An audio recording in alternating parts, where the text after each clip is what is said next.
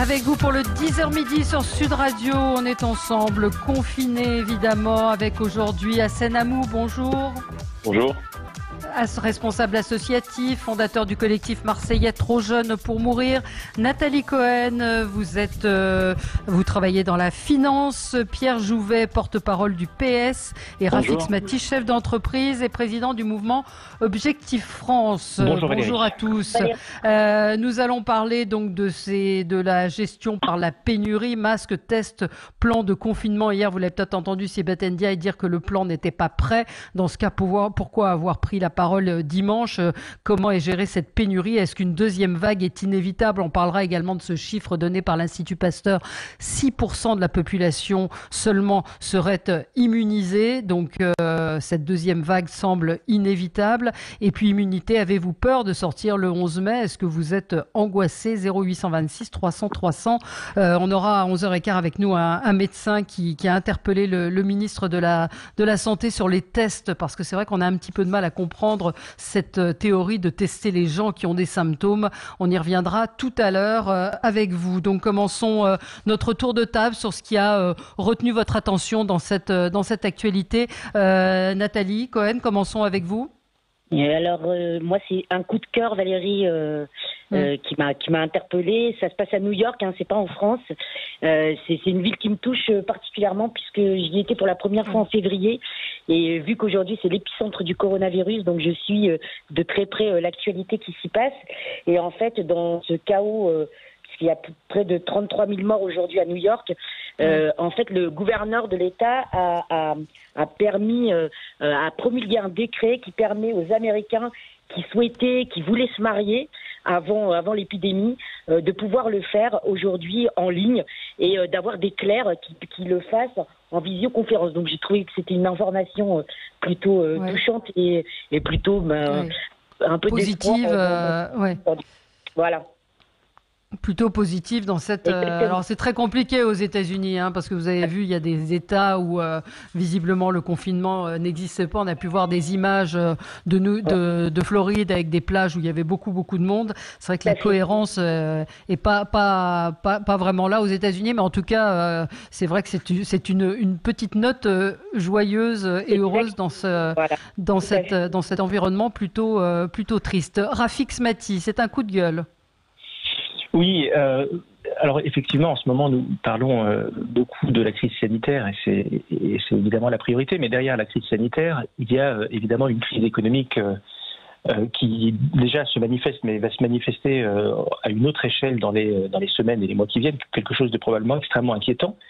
Et pour anticiper cette crise économique, le gouvernement a pris un certain nombre de mesures et l'une d'entre elles, c'est de garantir des crédits pour assurer la continuité de la vie des entreprises et les besoins en trésorerie des entreprises. Donc une enveloppe de 300 milliards de crédits garantis par l'État, ce qui est nécessaire. Sauf que il apparaît que une grande partie des banques, en tout cas beaucoup de banques, ne jouent pas le jeu.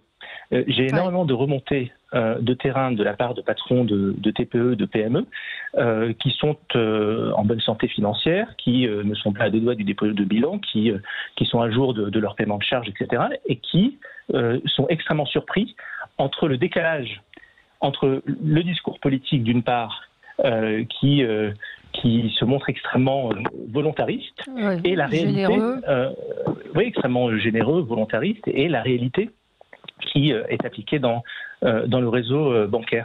Moi-même, dans l'une de mes entreprises, j'ai une de mes banques, le Crédit Lyonnais de la Défense, pour ne pas les citer, qui traîne la patte et qui n'est pas réactif, alors qu'il a toutes les garanties pour pouvoir agir. Et tout cela me fait penser à une formule que je trouve malheureusement de circonstance, c'est que souvent, hélas, essentiellement dans les villes d'ailleurs, plus que dans les réseaux bancaires des campagnes, mais dans les villes, il apparaît que les banques sont là pour vous prêter des parapluies quand il fait beau. Et ne jouent pas le jeu quand les circonstances l'exigent, alors que les citoyens et que le peuple les a sauvés en 2008. Mais c'est vrai qu'il y a un décalage entre le discours on va aider tout le monde et les retours qu'on peut avoir ici ou là qui montrent qu'effectivement beaucoup d'entreprises ont des retours très négatifs des banques. Quelqu'un veut réagir? Nathalie Cohen, vous qui connaissez bien le monde de la finance et de la banque. Moi, je suis plutôt côté finance de marché, mais effectivement, j'ai cru lire aussi il y a 2-3 jours des gens des patrons d'entreprises qui se plaignaient du fait que les salaires pour le chômage partiel ne leur avaient pas été encore remboursés par l'État. Ils avaient avancé les fonds et pour l'instant, voilà. Donc du coup, c'est un peu le même. Je pense c'est un peu le même, la même ligne, enfin la même idée que ce que Rafik Smati vient d'expliquer. Je pense qu'il y a un espèce de décalage. Alors est-ce qu'il est normal ou pas? Je pense que oui. D'ailleurs, les banquiers aujourd'hui, en tout cas les banquiers banques de réseau, trouvent que leur travail n'est pas suffisamment reconnu pendant cette crise, puisqu'ils sont toujours ouverts, il faut le savoir, ils sont toujours au travail. Ils sont pas au télétravail, il y en a une partie en télétravail, mais il y a beaucoup d'agences, enfin la majeure partie des agences sont ouvertes. Donc je ne sais pas si il y a un manque de cohésion, il y a un manque de rapidité d'action, mais c'est fort possible. Mais c'est aussi le fait, je pense que ça met du temps à se mettre en place. Voilà, mais je pense que ça sera... c'est comme pour les emplois à domicile, pour les employeurs, pour les employés de maison, les retours sont assez désastreux sur le site qui a bugué et sur la difficulté d'accéder à ces sites pour le chômage partiel. Continuons ce tour de table. Non, on va passer peut-être à Assenamou, on finira avec Pierre Jouvet. Assenamou. Alors seulement moi, c'était un coup de cœur que je voulais passer ce matin pour une raison simple, c'est que les derniers événements dans les banlieues, et on en parlera tout à l'heure, ont encore une fois fait la une de l'actualité, mais je voulais pas que ça masque, si vous voulez, la majorité des habitants qui, eux, respectent les habitants des quartiers, le confinement, dans des conditions plus ou moins difficiles. Je suis l'auteur d'une tribune d'il y a quelques jours où justement je remerciais ces personnes parce que pour une majorité d'entre elles, elles occupent des postes les moins favorisés dans notre pays. Ce sont des livreurs Amazon, ce sont des livreurs Uber Eats, ce sont des personnes qui sont largement exposées pour pouvoir apporter un service à tout le monde. Ce sont des femmes de ménage. Et je pense que ces gens-là, avec les derniers événements qui ont fait la une de l'actualité, ce n'est pas leur faire honneur parce que, encore une fois, ils vivent dans des conditions parfois très compliqué de confinement, on le sait, dans des T3 avec 6 gosses, c'est très compliqué pour eux de maintenir un confinement strict. Et je trouve que c'est à leur honneur d'avoir majoritairement respecté ce confinement.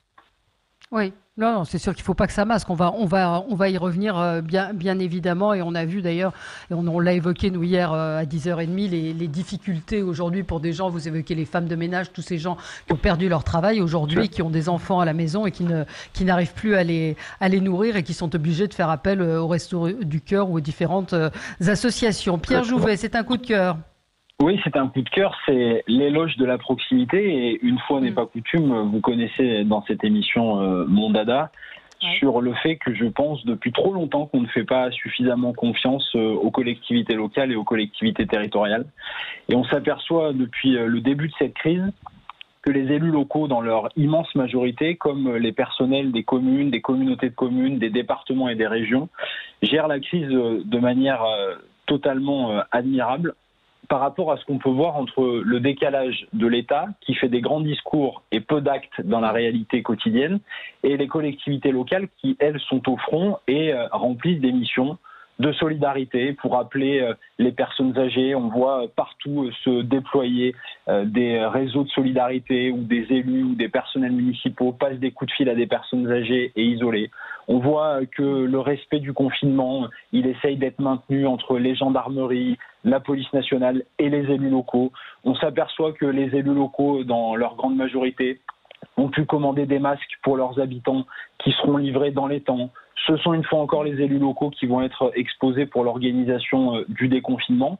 Et on s'aperçoit en fait, une fois encore et de manière très criante à travers cette crise, ce que moi je pense depuis longtemps, c'est que l'État central dans notre pays, il est devenu omnipotent et que, mis à part mettre des contraintes, il ne met plus aujourd'hui de système de facilité pour la proximité. Je pense et j'espère qu'après cette crise, on en tirera encore des conséquences et qu'on se dira qu'il faut sans doute passer à un nouvel acte de décentralisation dans notre pays pour qu'on ait une organisation et une administration qui soit sans doute plus souple, plus agiles et qu'elles permettent aussi, notamment dans la crise économique qu'on va subir après cette crise sanitaire, de régler un certain nombre de problèmes de proximité, notamment pour nos petites entreprises locales, nos commerçants, nos artisans et nos restaurateurs. Et donc, je voulais le répéter sur votre antenne. Oui, vous avez raison. Je pense que Rafik Smati partagera cet avis et de dire qu'on se rend compte de ce que c'est. C'est une tragédie administrative, ce qui est en train de se passer en France. Hein. Rafik, un mot sur ce que vient de dire Pierre Jouvet? Oui, je rejoins en tout point ce que dit M. Jouvet. Ce que cette crise révèle, cette crise sanitaire, mais aussi demain cette crise économique, c'est la faillite de la bureaucratie d'État. On est en train d'assister à l'effondrement d'une bulle qui est l'effondrement de la bulle technocratique. Comment expliquez-vous que avec le budget de dépenses sociales le plus élevé du monde et avec 200 milliards d'euros par an consacrés à l'assurance maladie, nous ne soyons pas en mesure d'offrir des masques à nos personnels soignants? C'est la caricature d'un système qui est en train de s'effondrer, de la même façon qu'on n'a pas les moyens de financer des gilets pare-balles pour nos forces de sécurité. Donc cet État qui passe son temps à empiler des couches et à juguler toutes les initiatives sur le terrain, et en particulier celles des collectivités locales et celles des maires, je voudrais juste donner un exemple. La réforme de la taxe d'habitation, par exemple, qui est a priori une réforme fiscale qui est censée servir du pouvoir d'achat, eh bien c'est une réforme qui enlève de la souveraineté fiscale aux maires, aux municipalités. Donc aujourd'hui, tout le léviathan, tout le monstre technocratique fait tout pour concentrer les pouvoirs à lui, alors qu'on le voit quotidiennement dans cette crise. Les clés, elles sont sur nos territoires et elles sont sur le terrain. Absolument. On va marquer une pause. Juste vous signaler, hier j'ai fait un coup de gueule sur la Poste en disant que il y avait un problème quand même, et on a beaucoup de remontées de nos auditeurs, en particulier en région où des bureaux de poste ont été fermés. Et là, la Poste a décidé, les facteurs passeront un jour supplémentaire dès le 21 avril dans toute la France. Donc c'est une bonne nouvelle et on espère effectivement que les boîtes aux lettres seront un peu plus garnies qu'elles ne le sont, même si c'est vrai que les entreprises envoient beaucoup moins de lettres par les temps qui courent, mais c'est vrai également que les temps de distribution sont extrêmement longs. En tout cas, bonne nouvelle, la Poste a décidé donc de rajouter une journée de distribution. À tout de suite. Avec vous sur Sud Radio, on est ensemble jusqu'à midi. Alors, moi, j'avais une interrogation depuis la prise de parole du Premier ministre qui concernait ces fameux tests. On nous a dit que les tests, on allait tester les personnes qui présentaient des symptômes. Et je n'ai pas bien compris la cohérence de tout cela. Et ce matin, j'ai vu un médecin qui tweetait et qui rappelait, qui interpellait le ministre de la Santé, Olivier Véran, sur ces fameux tests. Il est en ligne avec nous à l'instant. On a le docteur Bertrand Legrand. Bonjour. Bonjour. Bonjour, merci d'être avec nous. J'ai vu votre tweet ce matin et votre vidéo qu'on peut retrouver, docteur Bertrand Legrand, à propos de la politique des tests. Effectivement, cette idée de réserver les tests aux patients déjà diagnostiqués ou suspects est assez incompréhensible. Expliquez-nous pourquoi. Alors il y a plusieurs raisons, mais il y a une raison technique qui est liée à la sensibilité du test. En fait, on a donc c'est le théorème de Bayes. Bon, pour vos auditeurs, ça va être un peu complexe, mais c'est pas grave. En fait, on a un test qui a une sensibilité moyenne. C'est comme ça, on peut pas y faire grand-chose. Et ces tests à sensibilité moyenne, quand vous les mettez dans une population qui a beaucoup de malades, donc ce qui est le cas une fois que vous avez des gens qui sont symptomatiques vus par le médecin, vous allez produire énormément de ce qu'on appelle de faux négatifs. Et donc du coup, vous allez rassurer des gens en leur disant le test est négatif, alors qu'en fait ils sont malades. Et si vous prenez ce même test et que vous le faites dans une population où il y a moins de malades, donc la population générale, à ce moment-là, la VPN augmente fortement. Et VPN, c'est la valeur prédictive négative. Et du coup, vous n'avez plus de faux négatifs. Pour vous donner juste une idée, si on passe d'une prévalence de 50% à une prévalence de 10%, la VPN, donc la valeur prédictive négative, va passer de 71% dans le cadre d'une prévalence à 50% à 96% dans le cadre d'une prévalence à 10%. C'est-à-dire que d'un côté, on va se tromper une fois sur 4 et de l'autre côté, on va se tromper que dans 4% des cas. Donc ça, c'est vraiment un problème, de mathématiques simple. qu'on apprend en première année de médecine, hein, donc il n'y a pas besoin d'aller, voilà, c'est assez simple à régler comme problème. Et donc l'utilisation des tests, même si on n'en a pas assez, qui sont en fait des tests de dépistage comme des tests de diagnostic, ça produit un grand nombre de faux négatifs qu'on est en train de libérer dans la nature. Et donc, en fait, on n'a pas de test diagnostic. En réalité, le diagnostic de votre médecin est le bon diagnostic et il n'a pas besoin d'être confirmé par un test, un test PCR. Quand votre médecin vous dit que vous avez le Covid, vous devez vous isoler parce que c'est le seul traitement qu'on a. D'accord. Et pourquoi les tests ne sont pas plus précis que ça? C'est le cas dans tous les pays du monde? Oui. Alors, c'est pas là pour le coup, le niveau de précision du test, il dépend de la vitesse à laquelle on les produit et de notre capacité à le faire. Il faut bien comprendre que l'infection est là depuis 4 mois. On a des tests depuis 3 mois à peu près. C'est tout à fait logique que les tests ne soient pas parfaits au démarrage. On aura sûrement de meilleurs tests plus tard. Mais pour l'instant, on est bien en possession de tests de dépistage et pas de tests diagnostiques. Et utiliser des tests de dépistage en diagnostic, c'est une profonde erreur et ça participe à la propagation de l'infection. Et je vous renverrai tout simplement, il y a une interview très intéressante de Yazdan Pana, qui est infectiologue et qui écrit dans Libération le 15 avril 2020. Il dit on a trop cru que ce coronavirus était comme les autres coronavirus et ça nous a trompés. Or, il y avait une différence majeure, c'est que la proportion d'asymptomatiques qui étaient contagieux était énorme. Et c'est ça qui a fait la bascule d'après lui. Et je vous rappelle que Yazdan Pana, c'est le fils spirituel de Monsieur de Frécy. Donc on parle de personnes qui sont quand même au courant des choses. Oui. Alors, merci, docteur, d'être intervenu. Alors, qui veut réagir, Nathalie, à ce qu'on vient d'entendre? Merci beaucoup, docteur, d'être intervenu. Je comprends mieux maintenant cette problématique de test et effectivement la sensibilité moyenne, ce que vous décrivez. Je comprends maintenant pourquoi c'est un peu caduque aujourd'hui d'utiliser. Ouais. Moi, ce qui m'intéresse, c'est surtout de savoir quand est-ce qu'on aura des tests de sérologie prêts pour savoir si les gens ont été infectés. Vous avez annoncé tout à l'heure, Valérie, que l'Institut Pasteur dit qu'il n'y a que 6% des gens qui sont aujourd'hui immunisés dans l'absolu.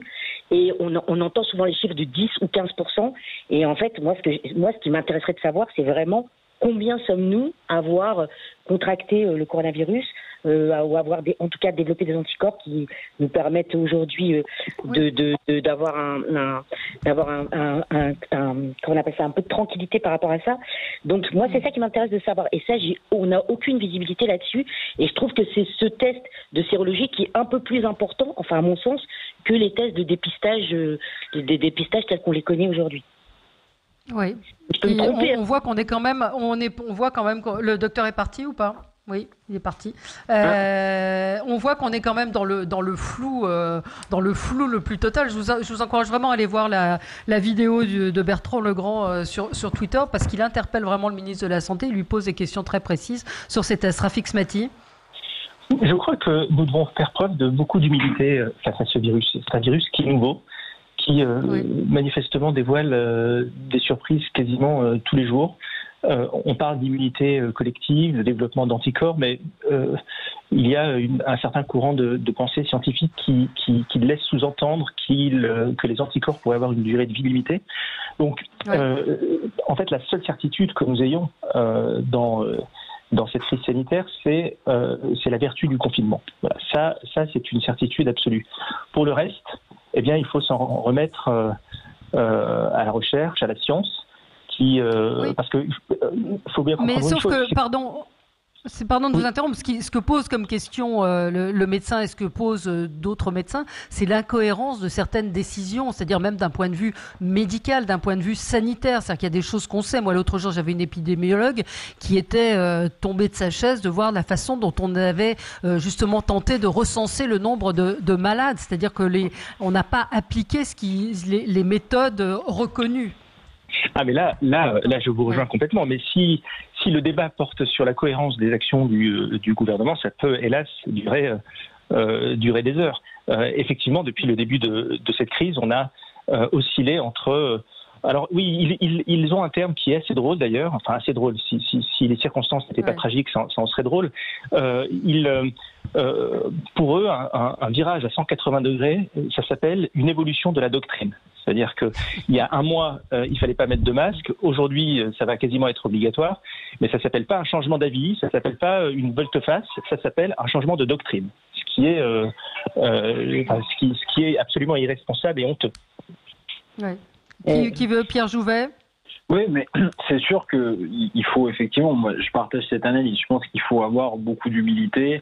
Le meilleur infectiologue du monde n'a que quelques mois de recul sur ce nouveau coronavirus. Donc évidemment, on est sur des analyses épidémiologiques qui tâtonnent au jour le jour. Maintenant, on va quand même avoir de plus en plus de recul et plus les jours passent, plus on va en avoir. Et on va notamment en avoir grâce au personnel soignant, parce qu'on a une partie du personnel soignant qui aura été touché par le coronavirus, qui sera sorti de sa quarantaine et qui donc va être réexposé à nouveau au risque coronavirus et qui donc potentiellement va peut-être être ou non recontaminé. Et c'est à ce moment-là aussi que les scientifiques, si j'ai bien compris l'analyse aussi de certains, verront si on peut attraper plusieurs fois ce même coronavirus tant qu'il n'a pas muté, ce qui permettra aussi de faire des avancées sur les tests, et surtout qui va demain nous permettre d'avoir peut-être une doctrine un peu plus fiable sur le sujet. Parce que le plus grand risque dans cette crise, et c'est ce qu'on voit, et c'est d'ailleurs le reproche politique qui peut être fait dans la gestion de la crise, c'est pas tellement l'impréparation, parce qu'en vérité, aucun pays du monde n'était véritablement préparé à ça. La réalité, c'est ce qui vient d'être dit à l'instant, c'est la question des doctrines. Quand on n'a pas de certitude dans une gestion de crise, on n'assène pas des vérités comme ça a été fait pendant des semaines pour ensuite revenir dessus, ou pire, ne pas vouloir revenir dessus. Parce que moi, j'ai une grande inquiétude sur la gestion de cette crise, c'est la question des masques. Je reviens là-dessus, mais la question des masques pour la population. Il y a quand même un truc qui est assez dingue là-dessus.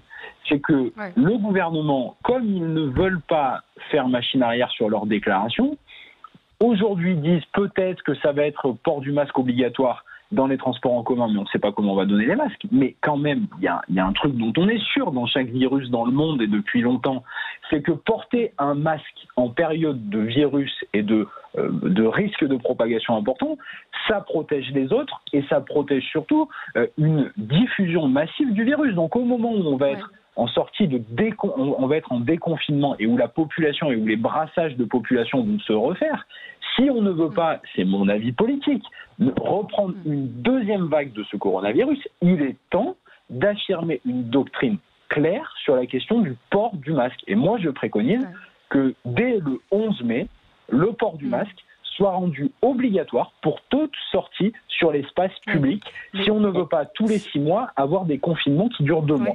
Sauf que c'était la question, c'est aujourd'hui on est dans une gestion politique, une gestion de pénurie.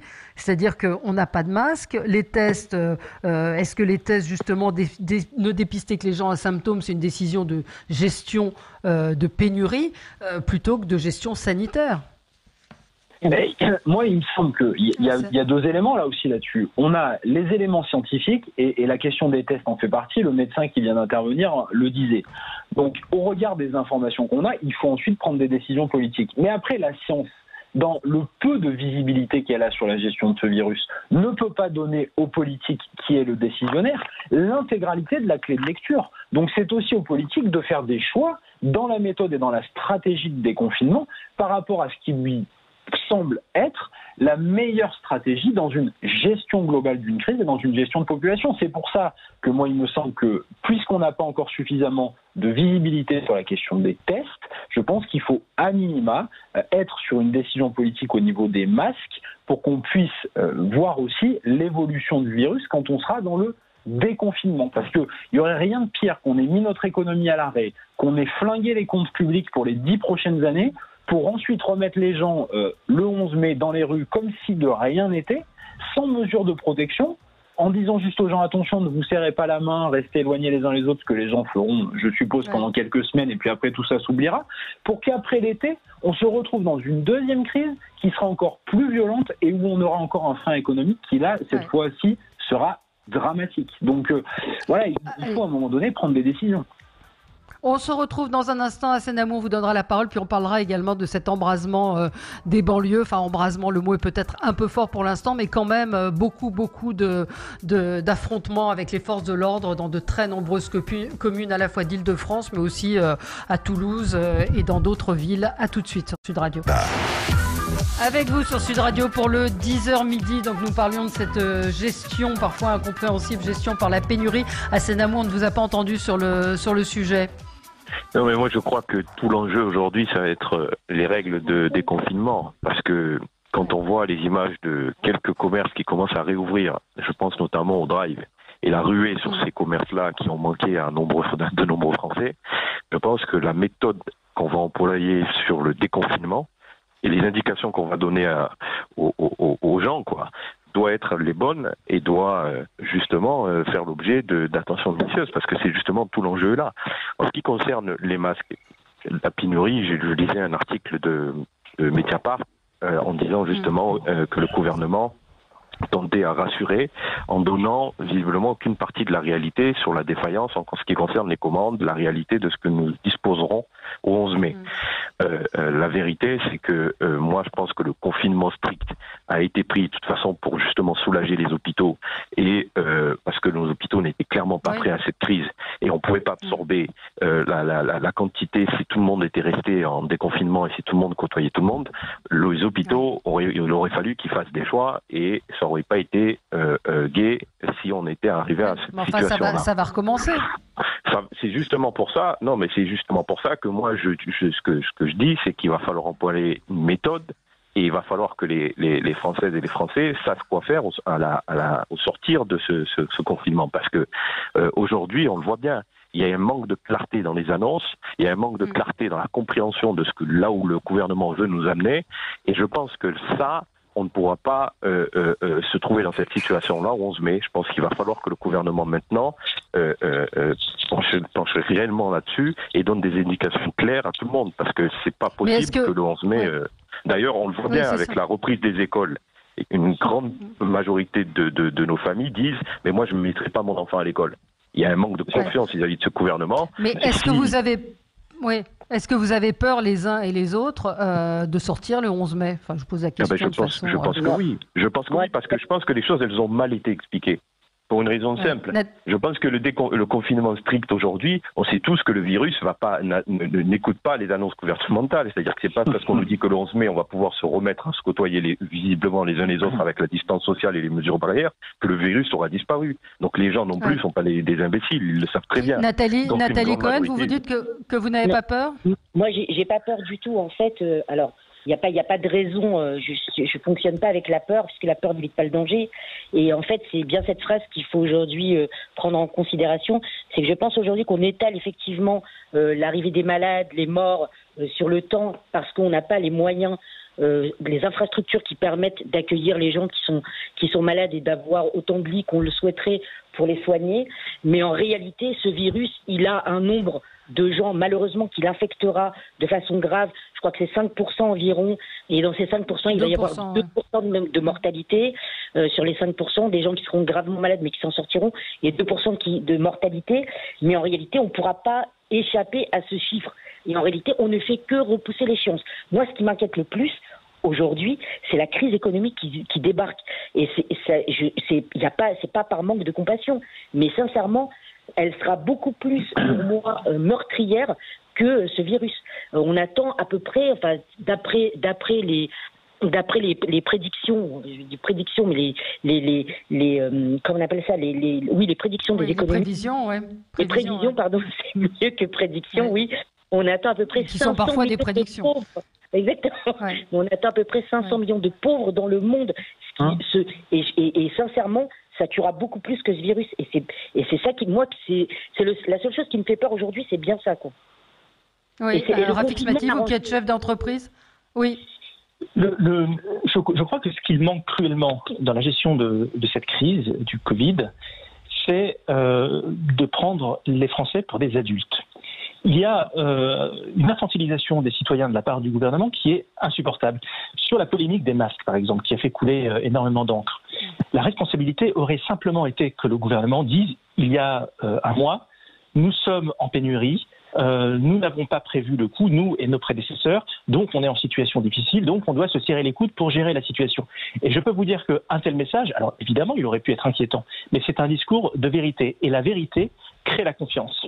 Aujourd'hui, ce qui fait que nos compatriotes ont peur, c'est que comment pouvez-vous croire une porte-parole du gouvernement qui vous dit hier encore qu'il n'y a pas de consensus scientifique sur le port du masque, alors que tout le monde sait, et c'est du pur bon sens, que le masque est évidemment absolument indispensable. Donc la confiance est rompue. Et ensuite, après ça, ce qui manque cruellement, c'est de la cohérence dans les décisions qui sont prises.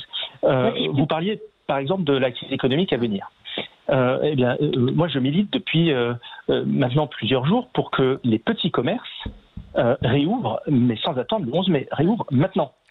Et alors, pourquoi ? Parce que, est-ce que vous trouvez normal, là par exemple, c'est l'anniversaire de mon fils dans quelques jours.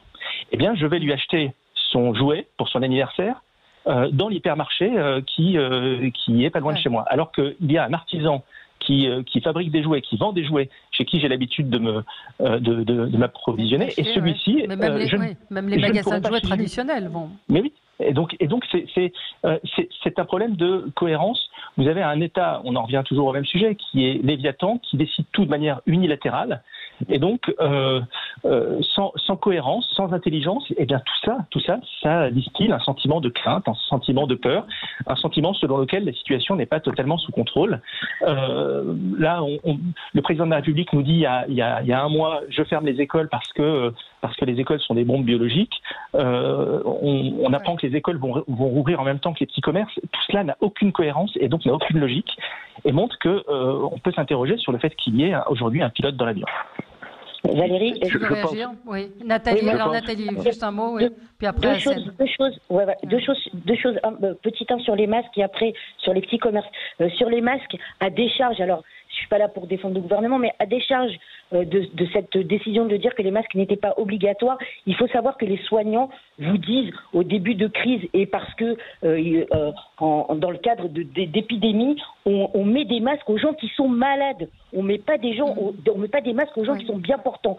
Ça, c'était en début de crise, avant de savoir effectivement qu'il y avait ce risque de postillonnage, etc., etc. Alors pourquoi pas est-ce que le conseil scientifique a pu donner ce type de conseil en disant que c'était pas obligatoire, uniquement les masques étaient obligatoires pour les gens qui étaient malades.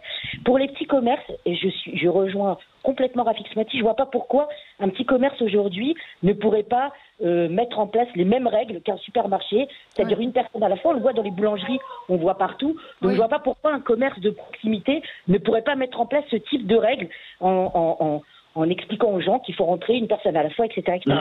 Donc, je comprends pas pourquoi on les ouvre pas aujourd'hui, pourquoi on les laisse fermer. Ça, c'est, voilà. Alors, qui voulait réagir ? C'est Pierre. Pardon. Non, Pierre. Oui, Pierre. Ouais, surtout que sur la question des petits commerces, il y a quand même aussi une réalité qui va peser très lourd dans la balance. C'est que les grandes surfaces, les surfaces commerciales qui sont restées ouvertes depuis le début du confinement sont quand même d'une manière générale dans les chiffres d'affaires et dans les résultats bruts d'exploitation, les entreprises qui ont quand même les reins les plus solides à l'échelle des territoires. Ouais. Les petits commerçants, bien souvent, quand vous avez un commerçant seul dans sa boutique qui va faire 100 ou 150 000 euros de chiffre d'affaires, qui a dû investir récemment, qui a dû acheter ses produits, il a quasiment pas de trésorerie et en plus de ça, s'il a fait des emprunts à la banque récemment, il n'aura pas les aides garanties des prêts bancaires. Donc il va avoir beaucoup de mal à se relever. Moi je suis assez d'accord avec ça. Il faut très clairement et très rapidement donner des possibilités aux commerces de proximité de réouvrir.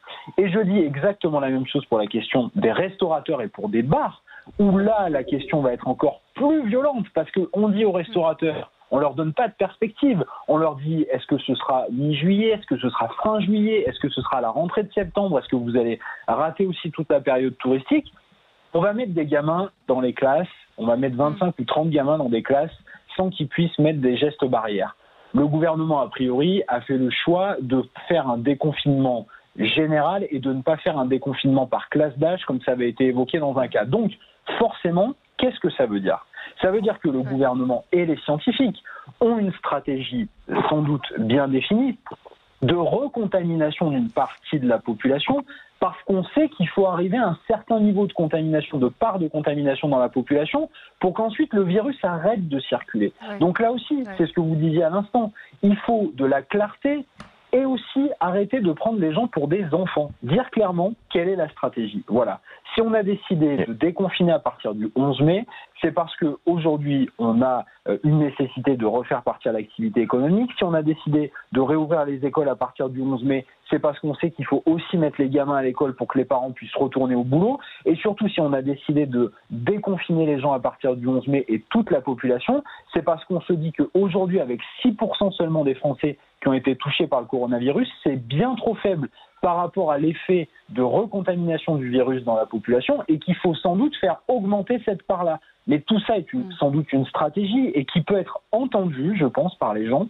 Mais aujourd'hui, si le gouvernement veut remettre de la confiance, si le gouvernement veut reclarifier ses positions, il faut le dire, il faut l'expliquer. Les gens ne sont pas des enfants. Et il faut que le président de la République, quand il parle, il arrête de... Non, mais seulement, je pense qu'il faut pas non plus se raconter d'histoire.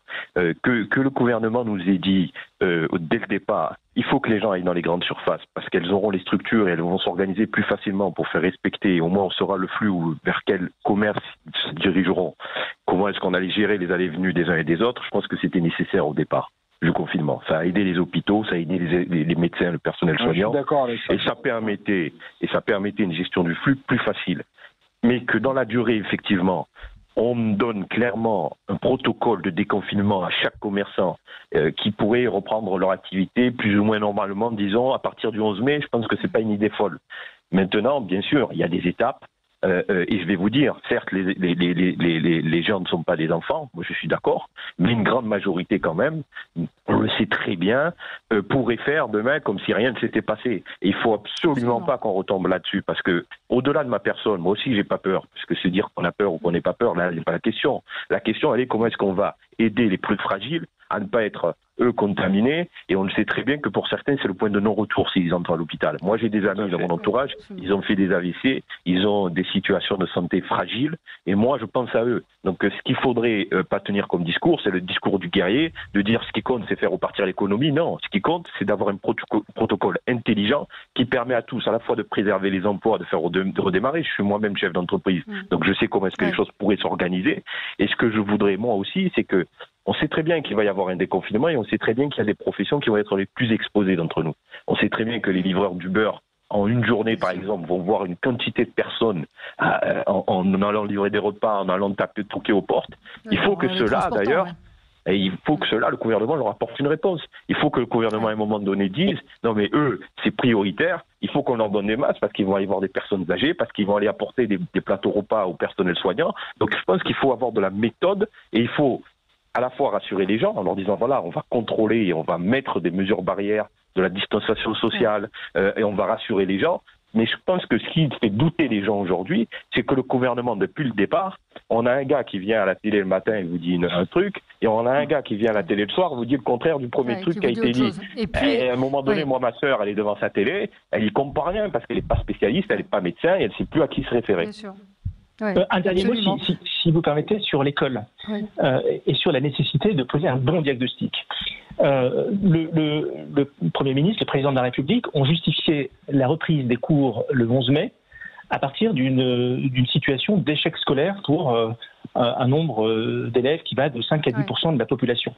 Donc c'est un état de fait qui mérite évidemment d'être étudié. Mais je ne suis pas certain que pour régler ce problème-là, la solution soit une solution d'uniformisation, comme on sait bien souvent le faire en France, qui consiste à dire, bon, puisque c'est comme ça, puisqu'il y a 5 à 10% des élèves qui sont en situation d'échec scolaire, on va rouvrir toutes les écoles de France. Tout cela n'a pas de sens.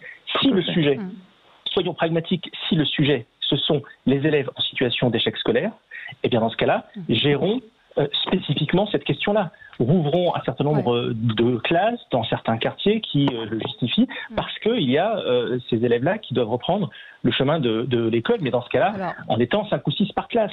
Pourquoi Jean-Michel Blanquer vient d'annoncer que le plafond actuellement envisagé est de maximum 15 élèves par classe. Donc les écoles en milieu rural avec moins de 15 élèves pourront rouvrir dès le 11 mai. Ce sera progressif pour les autres établissements. Donc, mais là encore une fois, ça n'a pas de sens. Mais je vais vous dire quelque chose de deux choses l'une. Soit on considère que les enfants ne sont pas des bombes biologiques. Et dans ce cas-là, je ne vois pas pourquoi on fait 15 élèves. Ce qu'ils étaient il y a un mois et demi. Voilà, ce qu'ils étaient il y a un mois et demi.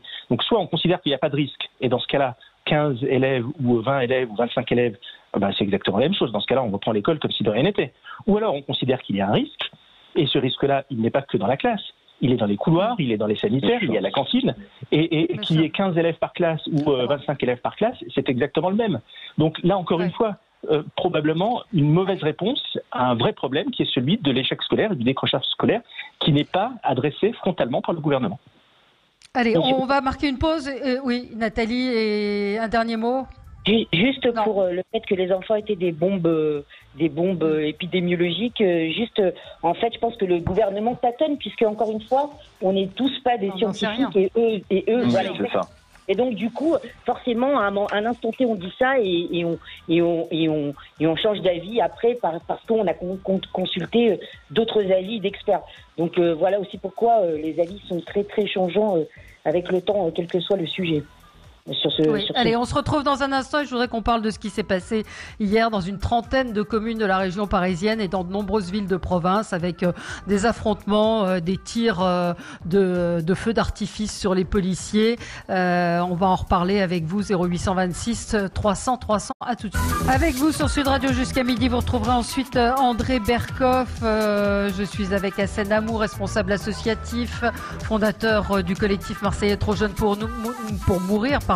Nathalie Cohen, vous êtes dans la finance, Pierre Jouvet, porte-parole du PS, et Rafik Smati, chef d'entreprise et président du mouvement Objectif France, donc de très nombreuses communes d'Île-de-France, mais également certaines grandes villes de province ont vu leur quartier, leur cité s'embraser. Est-ce qu'on doit craindre un embrasement? Elisabeth Lévy remarquait ce matin qu'il y avait eu très peu d'arrestations et puis troisième jour d'affrontement suite à alors je trouve pas les mots parce que j'ai un accident d'un jeune, c'est pas un jeune, il a 30 ans, donc d'un homme qui faisait un rodéo donc sans casque et qui s'est cassé la jambe, fracture assez grave. On ne connaît pas les circonstances pour l'instant. Toujours est-il qu'il y a des affrontements entre les forces de l'ordre et la police qui veut commencer sur cet embrasement. Hassen Amou, vous connaissez bien, évidemment. Ouais. Ce qui n'est pas nouveau, à Marseille, c'est la relation. Ça se passe comment? Ça se passe bien. Ça se passe bien. On n'a pas eu à déplorer des débuts de conflits ou d'affrontements entre les forces de l'ordre et les jeunes. En revanche, il est sûr que la difficulté qui existe depuis quelques années maintenant entre la relation entre la police et les quartiers, ces difficultés se sont accentuées avec le confinement. Vous avez de plus en plus de contrôles, vous avez de plus en plus de présence policière, et vous avez donc les seules personnes qui respectent plus ou moins pas le confinement parce qu'ils le peuvent pas ou parce que justement ils sont trop nombreux à la maison, etc. Donc vous avez des agents de force de l'ordre. Pardon de vous interrompre. Je voyais un tweet tout à l'heure de quelqu'un qui disait: elle est où la case où est indiqué qu'on peut sortir sans casque sur une moto trafiquée pour faire des rodéos le soir? Moi je la vois pas. Parler de cet incident-là, il est sûr que ce qu'il faut aujourd'hui, ce qu'il faut dire à la majorité, c'est qu'il faut attendre les résultats de l'enquête de l'IGPN. Ni moi ni vous savons dans quelles conditions ce jeune-là. On dit qu'un fonctionnaire de police... C'est pas un jeune, il a 30 ans, il faut arrêter de dire jeune. Il a 30 ans, il a été condamné pour agression sexuelle.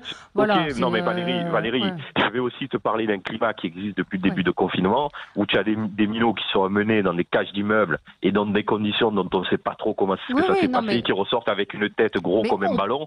Et moi, ça, ce sont des conditions, si vous voulez, de contrôle et d'interpellation qui, moi, ne me conviennent pas trop non plus. Donc, ce que je suis en train d'expliquer, c'est que je vais attendre l'enquête de l'IGPN, moi, pour pouvoir donner en tout cas mon sentiment définitif sur la situation. Il n'empêche que, violent ou pas violent, casier judiciaire ou pas casier judiciaire, ce qui m'interpelle à moi, c'est comment est-ce qu'un homme qui était certes sur une moto sans casque et donc dont le pédigré est connu et je suis d'accord, ça le condamne d'une certaine manière et sa moralité est engagée, je suis entièrement d'accord. En revanche, le fonctionnaire qui ouvre la porte et je ne sais pas dans quelles conditions il a... On n'en sait rien, vous dites vous-même on n'en sait rien. Donc, ouais. Alors mais il y a quand même quelque chose qui interpelle. J'écoutais l'adjoint au maire hier de Villeneuve-la-Garenne qui disait dans la rue, il y a visiblement une grande majorité des habitants qui y sont allés, on va expliquer quand même qu'ils ne sont pas tous de mauvaise foi, et il disait donc que la rue est extrêmement étroite, on se demande dans quelles conditions pour interpeller un individu sur un deux roues qui est donc plus vulnérable que quelqu'un qui est à bord d'un véhicule, le fonctionnaire de police ouvre la porte et le jeune se retrouve donc avec une jambe déchiquetée. Moi je ne pardonnerai jamais à ce qu'on réponde au prétexte qu'une personne a une inscription sur le casier judiciaire à la violence quand on fait une interpellation. Maintenant, alors, Nathalie, je ne sais pas. Nathalie, attendez, oui, on va. Alors, non, mais on va voir. Mais vous semblez opter pour le geste volontaire, Nathalie. Moi, ce que je trouve absolument pas normal, et je constate que personne n'en parle, c'est les tirs de mortier sur la police, c'est le caillassage des pompiers, c'est les insultes au quotidien que subissent les forces de l'ordre comme les pompiers. Je trouve ça pathétique et au lieu de défendre en fait les gens qui sont là pour servir et qui sont là pour effectivement aider la population, on leur tape sur la tête sans cesse. Donc vous vous dites que il y a 6 personnes, il y a des gens qui sortent, il y a des gens qui sont en confinement, ils sont 6 à la maison. Pardon, mais la mention on est 6 à la maison, j'ai le droit de sortir, elle n'existe pas non plus sur le document. Donc les mesures de confinement, elles sont là pour sauver la vie des gens. Je ne crois pas que ça mérite des félicitations ou ça mérite autre chose que de dire c'est pour vous sauver la vie, quoi. C'est pas pour vous emmerder, c'est vraiment pour sauver la vie des gens. Donc il faut arrêter avec cette comment on appelle ça, ce fonctionnement de toujours taper d'abord sur les forces de l'ordre et en fait d'essayer d'excuser toujours des gestes qui sont inexcusables. Et ça n'a rien à voir avec son casier judiciaire. Ce type n'avait rien à faire dans la rue. Point barre, c'est tout. Voilà, il n'y a rien d'autre. Pour moi, il n'y a rien à rajouter. Non, non, mais c'est par rapport au mot jeune que j'ai préciser son casier judiciaire. C'est pas un jeune, le mec il a 30 ans, il a une vie derrière lui, donc c'est pas un jeune qui a du mal, etc. Il a 30 ans, à 30 ans on n'est pas un jeune, on est un homme, quoi qu'il en soit. Donc c'est ce mot de jeune qui m'interpelle parce que mais dans jeune il y a le côté un peu, d'accord, c'est compliqué le confinement. Je suis d'accord avec toi, je vais juste rectifier une chose, tu as dit tout à l'heure, tu prends part, tu penses que c'est un acte volontaire. Je dis pas que c'est un acte volontaire, je dis juste simplement, j'attendrai ce que va dire l'IGPN.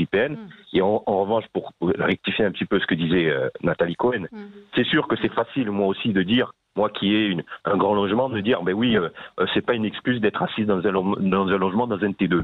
Mais j'aimerais vous y voir. Moi, je considère que pour des personnes, il est sûr que c'est plus compliqué de maintenir l'ensemble du foyer à la maison quand vous avez déjà des difficultés du quotidien. Mais vous n'êtes pas obligé d'être délinquant. Vous n'êtes pas obligé d'être délinquant. Non, mais je réponds pas à la question de la délinquance. Là, je réponds simplement à la question de la case supplémentaire en disant c'est pas une excuse de dire qu'on est 10 à la maison, qu'on est 20 à la maison. C'est facile pour les gens qui habitent les beaux quartiers de le dire ça. On va faire tourner la parole. Bien sûr. Pierre Jouvet. Et sur cette question, c'est un débat qui est un débat sans fin et qu'on pourrait avoir et qu'on a d'ailleurs régulièrement sur tous les sujets. Moi, j'ai une règle qui est assez simple sur le sujet, c'est que dans ce pays, la loi, elle doit être la même pour tous, respectée par tous et que tout ça soit un peu remis à l'endroit. Quand on a des gens qui ne respectent pas les règles, quand on a des gens qui caillassent des pompiers, des policiers, des gendarmes, c'est inadmissible. Quand on a des gars qui font des rodéos en scooter, en moto, en voiture, sans casque, qui mettent en danger la vie d'autrui et la leur, tout ça doit être condamné et condamnable. Ça, c'est la première chose. Et la deuxième, c'est que moi, je veux rappeler que tout ça arrive aussi dans une situation et dans un moment, dans une période, où depuis maintenant, malheureusement, trop longtemps, on a créé une forme de défiance permanente entre les forces de l'ordre et une certaine partie de la population qui fait que la seule, finalement, issue possible, et on a vu des débordements de la part de certaines forces de l'ordre et des débordements de la part de certaines populations et certaines personnes dans notre pays, que ce soit dans des manifestations de gilets jaunes, que ce soit dans des banlieues, que ce soit ailleurs, où en fait la seule façon de se parler, la seule façon quelque part d'interagir ensemble, c'est de se taper dessus. Et donc on doit remettre du sens dans tout ça. C'est-à-dire que le policier qui franchit la ligne rouge, il doit être strictement condamné, comme celui qui franchit la ligne rouge parce qu'il n'a pas respecté une règle et qu'il soit citoyen, qu'il habite dans une banlieue, dans un centre-ville, que ce soit un cadre supérieur, que ce soit Amazon, il doit être condamné. Et tant qu'on n'aura pas remis cette équité dans notre pays, ça ne marchera pas. Et on se retrouvera dans une situation d'affrontement. Moi, je suis simplement Valérie, je voulais rajouter quelque chose. Moi, je suis entièrement d'accord. On ne peut que souscrire au discours de M. Jouvet. J'habite, moi, les quartiers sud de la ville à Marseille. J'ai moi-même fait l'expérience, quand je vais dans les quartiers nord de Marseille, que je ne suis jamais contrôlé au volant de mon véhicule de la même manière que si je venais des quartiers sud. Ça, c'est une réalité. Et si aujourd'hui, expliquer que pour le respect de la loi, cela justifie qu'un homme ait la jambe arrachée ou qu'un gars dans les gilets jaunes perd son œil, moi, je me mets du côté du policier. J'en ai des tas, des amis de policiers qui aussi, bien évidemment, se font malmener dans les quartiers. C'est tout à fait inadmissible. Et il faut qu'à un moment donné, justement, dans ces quartiers, on apprenne aussi à respecter la règle. Je suis entièrement d'accord. En revanche, attendez, on n'a pas entendu Rafik. Juste pour dire ce petit mot-là, il y a un truc que je ne comprendrai jamais, c'est qu'on explique en fait en justification d'un certain nombre de violences que oui, mais d'une certaine manière, ils n'ont pas respecté la règle. Mais ça ne justifie pas qu'on se fasse arracher une jambe ou qu'on perde un œil. Je suis désolé. Ouais, d'accord, je suis d'accord avec ça. Non, pas moi. Moi, je suis pas d'accord. Rafik, attendez, je voudrais que Rafik Smati puisse parler. Il nous reste à peine une minute. Rafik Smati. Dans une période particulièrement difficile où tous les points de repère sont bousculés, il faut savoir parfois se raccrocher à l'essentiel. L'essentiel, c'est que nous vivons en France dans un état de droit. Il y a des droits et des devoirs. Il y a des règles. Et les règles sont les mêmes pour toutes et pour tous. Je ne peux pas entendre dire qu'il est compréhensif que certaines personnes bravent le confinement parce que ces personnes-là ont des vies difficiles. Le confinement est difficile pour beaucoup de monde. Il y a aujourd'hui beaucoup de monde qui sont en situation de dépression et autres, et c'est pas pour autant qu'ils vont se mettre à défier la police et enfreindre les lois. Un État de droit mature et responsable, c'est un État où tout le monde respecte les règles, quelles que soient les règles. Maintenant, si les règles ne conviennent pas, que ces personnes s'engagent en politique pour les faire évoluer. Donc moi, je pense que nous devons absolument nous montrer, et plus que jamais, impitoyables avec ceux qui dépassent un certain nombre de règles et un certain nombre de bornes. Ce qui ne veut pas dire, et pour moi c'est un autre sujet, qu'il ne faut pas être reconnaissant et faire preuve d'empathie vis-à-vis de ceux qui vivent dans ces quartiers.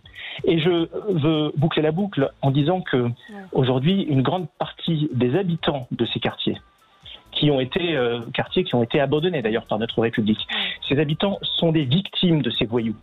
Parce que moi, je n'appelle pas ça un jeune, je n'appelle pas ça un habitant des banlieues, j'appelle ça un voyou. Commençons par bien nommer les choses et défendons nos compatriotes qui respectent l'état de droit dans ces quartiers. Avoir un peu de cœur et de compassion, c'est bien.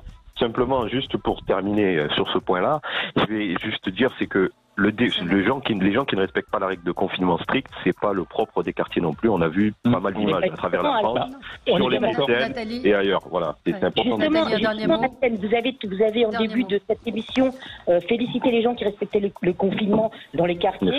J'imagine que ces gens, ils ont entre 5 et 6 enfants de la même façon et leurs enfants, ils sont pas dans la rue, quoi. Donc à un moment donné, on voit bien que c'est pas une histoire d'avoir 5 ou 6 enfants et de vivre dans un T2, c'est vraiment une histoire de règles et de droits qu'on fait appliquer à la maison ou pas. Bon, c'est le mot de la fin. Merci à tous les quatre. On se retrouve demain et dans un instant, c'est André Berkoff qui sera à l'antenne avec vous sur Sud Radio. Très bonne journée. À demain.